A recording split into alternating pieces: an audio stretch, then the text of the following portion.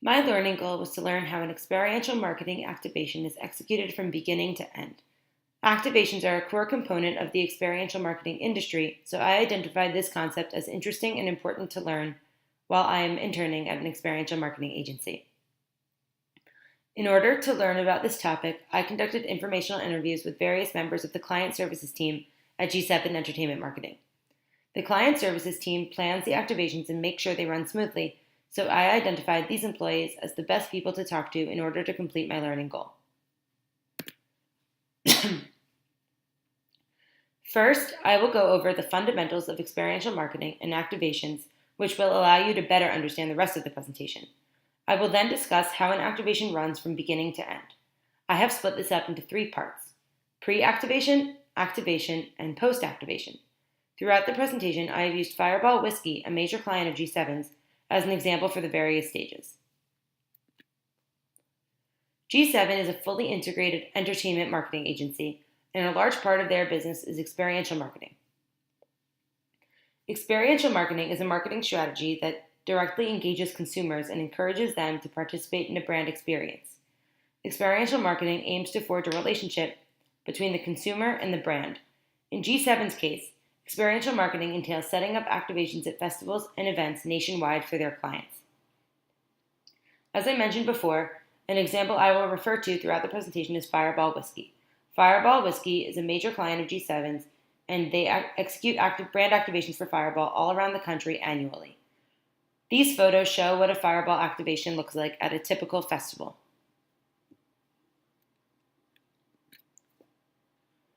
Before beginning any research or planning, the G7 team first discusses the target demographic, attendance, and type of festival with the client. The demographic target includes parameters pertaining to age, race, gender, and socioeconomic status. The type of festival could be city festivals, such as Lollapalooza in Chicago, or country festivals in more rural areas, such as Country Thunder. After these targets are determined, G7 researches events and festivals with the confirmed targets from the client. Before G7 presents the festivals to the client, the team contacts the festivals to determine their demographics, attendance, and if they allow sampling and/or sales at the activation. Sampling is a key part of G7's activations, so they cannot activate at a festival that does not allow sampling. Sampling in Fireball's case entails giving out 2-ounce free samples from the footprint. Sales increase the return on investment from the activation, so it is a major benefit when the festival allows sales. However, it's not a deal breaker if the festival does not allow it. After all of this information is confirmed, G7 presents festivals that they think would be the best fit into what is called the ROI, or Return on Investment grid. The ROI grid shows the estimated attendance and projected numbers for each festival. The client looks at the grid and then decides if the ROI makes the festival worth activating at. Here I have put in an example ROI grid. You can see that it shows all the information the client has asked for, and then it gives the total cost per event, which will allow the client to make an informed decision as to whether they want to activate there. Once the client indicates which festivals they want to activate at, G7 contacts the festivals to make sure there are no other competing brands activating. For example, Jack Daniel's Fire is a major competitor of Fireball, so Fireball would not want to activate at a festival where Jack Fire is activating. If there are no other brands activating, Fireball can be whiskey exclusive at the festival. G7 also talks to the festival about the logistics of activating there. For example, they need to figure out the best way to load in and out. This entails determining if the festival has forklifts available and has staff that will help tour managers set up, or if they will need to hire outside people to help. Once the festivals are approved by the client, G7 moves forward with confirming the routing schedule for tour managers to be at the festivals, the local brand ambassadors to be hired to work the event, and the team also confirms all the details and payment information with the festival. As for tour managers, there are usually 2 per brand, and they are contract employees that G7 hires. The tour managers drive to each festival with the truck and trailer that contains the Fireball pod. Brand ambassadors are hired for each festival through staffing agencies such as ShiftGig. The brand ambassador's role is to promote the brand, be educated on the brand, pass out swag items, interact with consumers, and if they are certified, they will pour out samples to consumers during the activation hours. G7 completes a full routing document for the fiscal year for each client. The fiscal year happens to be defined differently for each client. Fireball's fiscal year is July to July. The routing document includes the event name, the start and end dates for each event, the location of each event, the genre for each event, such as EDM, hip-hop, country, etc., the attendance numbers, the demographics, and the available activation hours. Essentially, this document provides a snapshot of what the client has asked for, and it gives the tour managers a schedule for the year. Once the routing schedule is finalized, the actual activations begin to run. In order to execute one of these activations, the first step is for the tour managers and brand ambassadors to arrive on site at the festival. They drive in a truck followed by a trailer that contains the actual footprint or pod for the activation. The lead tour manager sets up the footprint, and the assistant tour manager educates the brand ambassadors and leads the training. There are generally 3 or 4 brand ambassadors for each event.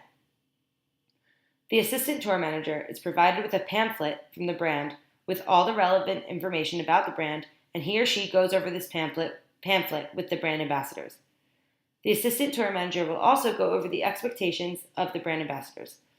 There are different brand ambassadors for each event since they are hired on a regional basis, so there is training required at every single activation.